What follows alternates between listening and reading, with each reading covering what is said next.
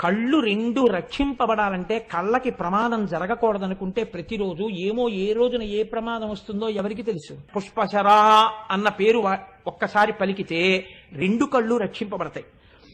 పాయాన్నాసాం బాలా, ముక్కు రక్షింపబడుతుంది బాలా అన్న మాట అంటే.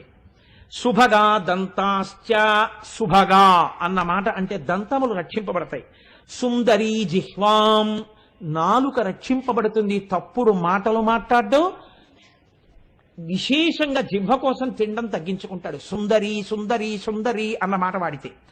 అధరోష్టం ఆదిశక్తి, కింది పెదవిని ఆదిశక్తి ఆవహించి ఉంటుంది.